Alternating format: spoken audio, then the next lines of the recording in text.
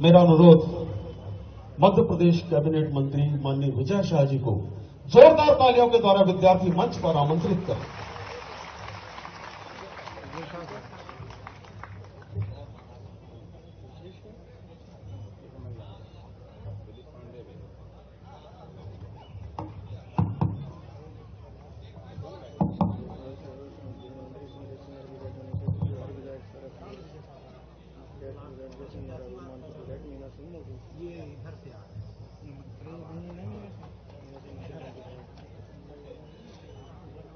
पंडित दर्शन शुक्ला विश्वविद्यालय शहडोल में मंच के केंद्र में प्रतिष्ठित मध्य प्रदेश के यशस्वी मुख्यमंत्री माननीय डॉक्टर मोहन यादव की गरिमाशाली उपस्थिति में हम सभी आतुर हैं, उत्सुक हैं।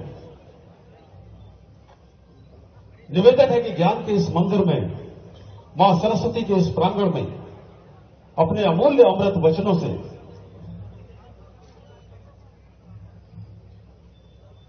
हम सभी को अनुभवित करने की कृपा करें।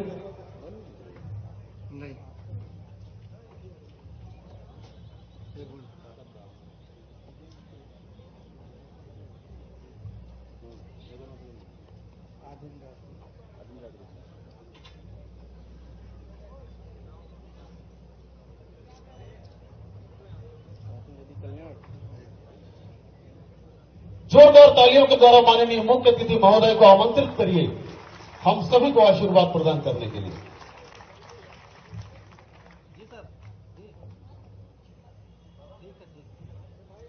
माननीय मंत्री जी महोदय का स्वागत, उनका अभिनंदन।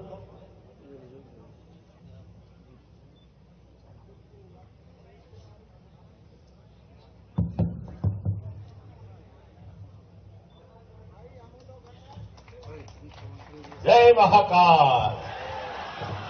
हम सबका सौभाग्य है विद्या की देवी सरस्वती उनके प्रांगण में बगैर किसी भूमिका के मैं सीधा खड़ा हो गया। जोरदार तालियां बजाओ क्योंकि 2 घंटे देरी से चल रहा हूं और लगातार कार्यक्रम बने हुए। मेरी इच्छा थी कि मैं पर्याप्त समय दूं, लेकिन मौसम और दोनों कारण से एक बार तो लगा के कार्यक्रम कैंसिल करना पड़ेगा। लेकिन शहडोल वालों का प्रेम ऐसा है कि छोड़ नहीं सकता, इसलिए हर हालत में आपके बीच में दौड़ते दौड़ते आए। जोरदार तालियां बजाओ समूचे मंच के लिए। हमारा भरा पूरा मंच, यशस्वी मंत्री माननीय कुंवर विजय सिंह जी, आपके माननीय सांसद जी, माननीय विधायक जी, हमारे दोनों जिलाध्यक्ष जी, इस अवसर पर मौजूद माननीय कुलपति जी, समय के आधार पर नाम नहीं ले रहा हूं, जोरदार तालियां बजा दो। हम सब समझ सकते हैं मध्य प्रदेश की धरती तो बहुत सौभाग्यशाली है। 5000 साल पहले से शिक्षा का अलग जगाती आई है। भगवान कृष्ण और बलराम की शिक्षा स्थली मध्य प्रदेश की धरती रही है। उज्जैन सांदीपनि आश्रम और शहडोल, परमात्मा की दया से शहडोल को विशेष आशीर्वाद मिला है प्रकृति की सुंदरता का, जहां सहस्त्र तालाब के आधार पर इस शहडोल का नाम रखा गया है। हमारे अपने इस शहडोल के अंचल में खास करके जहां मैं आज पंडित शंभुनाथ शुक्ल विश्वविद्यालय के कैंपस में इंडोर स्पोर्ट्स कॉम्प्लेक्स का शुभारंभ करने के लिए आया हूं।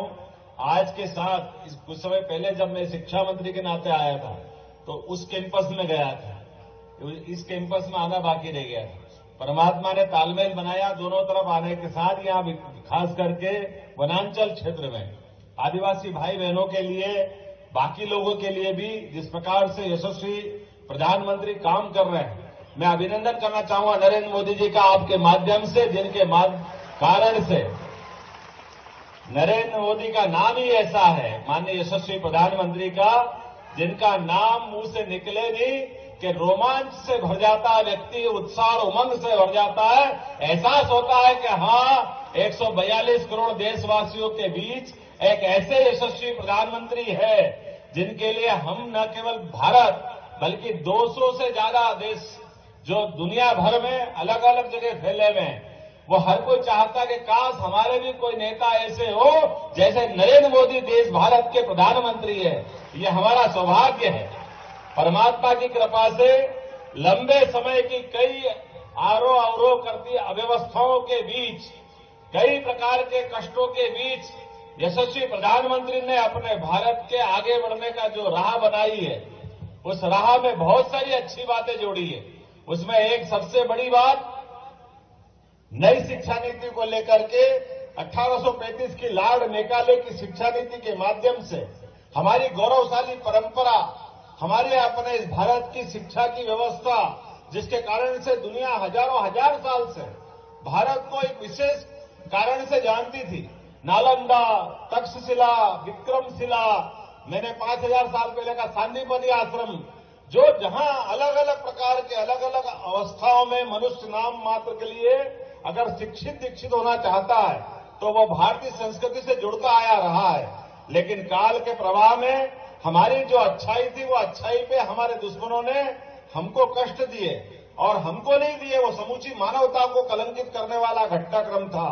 लेकिन मुझे इस बात की प्रसन्नता है, यशस्वी प्रधानमंत्री के नेतृत्व में भारत ने पुनः नई शिक्षा नीति लागू करके वो गौरवशाली क्षण हासिल करने के लिए अपना ठोस कदम बढ़ाया है। यशस्वी प्रधानमंत्री के नेतृत्व में अब हमारी नई शिक्षा नीति में वो सारी चीजों को समाहित किया है, जिसके कारण से भारत जाना जाता रहा है।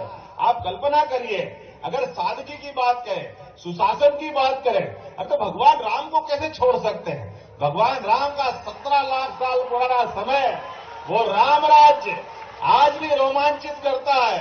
आदर्श पिता, आदर्श पुत्र, आदर्श पति, आदर्श शासक, और अपने सब कुछ जुटा करके भी आनंद के साथ जीवन जीते हुए पूरे देश के भले के लिए जो लगातार अपना जीवन जीते रहे। ऐसे काल में हमारी नई शिक्षा नीति में हमने वो सारे चीजों को जोड़ा है जिनको काल के प्रवाह में हमको दूर रखा गया था, दूर हटाया गया था। सनातन धर्म की व्यवस्थाओं को नकारा गया था। बड़े दुर्भाग्य के साथ कहना पड़ रहा है, आज के समय में काल के प्रवाह में जिन जिन लोगों ने अपराध किया है, उन सबको माफी मांगना पड़ेगी। ये समय ऐसा चल रहा है, कोई उनको इस बात के लिए माफ नहीं करेगा। ये लोग आज भी भगवान राम के मंदिर के आमंत्रण को ठुकरा रहे। भैया भारत पता नहीं कौन से जमाने के लोग हैं, क्या सोचते हैं। भगवान राम के प्राण प्रतिष्ठा के अवसर को, और वो भी अयोध्या के अवसर को, वो सारे लोग हैं जिन्होंने पहले भी गलत बोला था और आज भी उस बात को ठुकरा करके फिर गलती कर रहे हैं। मैं आज सम्मानी मंच से निवेदन करना चाहता हूं कि अभी भी समय है, 22 तारीख में बहुत समय है। विचार करना चाहिए जिन जिन लोगों ने निर्णय किया कि हम राम मंदिर के प्रस्ताव को, राम मंदिर के निर्माण कार्य के बाद होने वाली प्राण प्रतिष्ठा को नकार रहे। ये वर्तमान की पीढ़ी, भारत के समस्त बहुसंख्यक समाज के लिए निश्चित रूप से सोचने वाला विषय है। राजनीति होती रहेगी, लोकतंत्र का तकाजा है, विचारों की अभिव्यक्ति है, विचार की मतभिन्नता हो सकती है, लेकिन कोई संस्कृति को नकार दे, ये बहुत दुर्भाग्य की बात होगी। आज के इस अवसर पर खास करके स्पोर्ट्स कॉम्प्लेक्स का मैं लोकार्पण कर रहा हूं, और यशस्वी प्रधानमंत्री के नेतृत्व में कितना बदल जाता है एक शासन व्यवस्था के बदलते ही माहौल। कहां हम बड़ी मुश्किल से एक, और कभी तो एक भी नहीं, ओलंपिक में पुरस्कार लेने जाते थे, कभी कभी लगातार भगवान की दया से कुश्ती में जरूर मिलता था, लेकिन बाकी खेल में पता ही नहीं चलता था। और अब क्या हो रहा है, एक नहीं, दो नहीं, लगातार पुरस्कारों की झड़ी लगी हुई है यशस्वी प्रधानमंत्री के नेतृत्व में। हमारे युवाओं को मौका मिलना चाहिए, वो अपनी क्षमता योग्यता से निश्चित रूप से अपनी प्रतिभा का प्रकटीकरण करेंगे।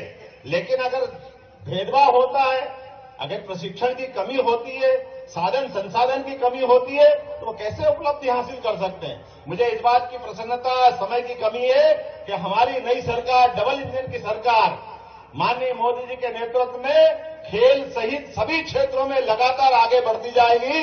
मेरी अपनी ओर से नए लोकार्पण की बधाई, बहुत बहुत धन्यवाद। भारत माता की जय। मैं माननीय कुलपति महोदय की ओर से मंच के केंद्र की प्रतिष्ठा, मंच की शोभा, आप सभी का सादर आभार करता हूं। आप सभी आज इस कार्यक्रम को गरिमा प्रदान करने के लिए उपस्थित हुए। माननीय कुलपति महोदय की ओर से आपका पुनः आभार। जोरदार तालियों के माध्यम से आज प्राप्त अपनी नई ऊर्जा को अनंत ऊंचाइयों की ओर ले जाएं।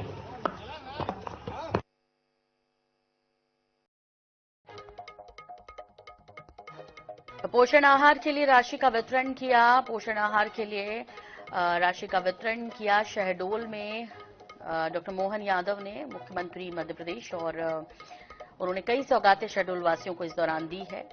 पोषण आहार का हस्तांतरण के साथ साथ ही जनजातीय बहनों को भी तोहफा दिया है। स्पोर्ट्स कॉम्प्लेक्स का उद्घाटन किया उन्होंने और जो स्पोर्ट्स के बच्चे हैं उनसे मुलाकात की इस दौरान, और उन्होंने कहा कि ये शहडोल वासियों का प्यार ही है जो मुझे यहाँ तक ले आया, क्योंकि मध्य प्रदेश में अभी ठंड का कहर है। इस बीच मौसम बार बार करवट ले रहा है। ऐसे में देरी हुई कार्यक्रम में अपने संबोधन की शुरुआत में डॉक्टर मोहन यादव ने ये कहते हुए शुरुआत की कि संबोधन की शुरुआत में कि मुझे दिक्कत हुई, लेकिन फिर भी आप लोगों का प्यार ही था जो मैं यहाँ तक आया। आपको बता दूं कि मुख्यमंत्री मोहन यादव आज शहडोल उज्जैन दौरे पर रहेंगे और ये पोषण आहार के लिए राशि का वितरण उन्होंने किया है शहडोल में।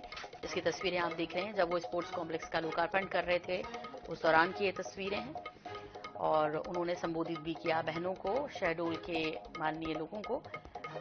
इस बीच बच्चों से भी मुलाकात की मुख्यमंत्री डॉक्टर मोहन यादव ने।